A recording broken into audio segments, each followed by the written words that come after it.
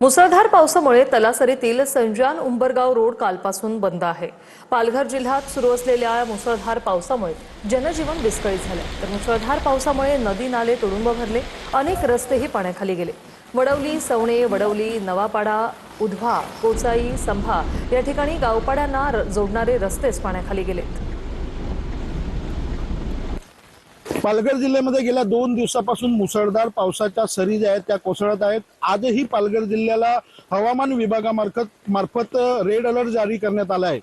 या अनुषंगाने जिल्हा आपत्ती व्यवस्थापन प्रशासनामार्फत आज जिल्ह्यातील विद्यालय असो, महाविद्यालय असो, अंगणवाडी असो या सगळ्यांना सुट्टी जाहीर करण्यात आली आहे।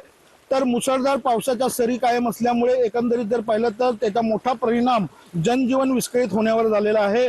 आपण आहोत आता तलासरी तालुक्यातील उंबरगाव संजान या रोडावरती, ज्या ठिकाणी पाहू शकतो की हा संपूर्ण रस्ता पाण्याखाली गेल्यामुळे गेल्या 2 दिवसापासून या गुजरात राज्याशी जोडणारा संपर्क जो आहे तो पूर्णपणे बंद झालेला आहे। तालुक्यातील अनेक गावपाडे देखील पाण्याखाली गेल्याची माहिती सांगण्यात येते। एकंदरीत जर पाहिलं तर मुसळधार पावसाचा जोर जो आहे तो अद्यापही कायम आहे। नागरिकांना सतर्क राहण्याचे आदेश देखील देण्यात आले आहेत। कॅमेरा पर्सन प्रियांशु चव्हाण सह प्रवीण चव्हाण, TV9 मराठी, पालघर।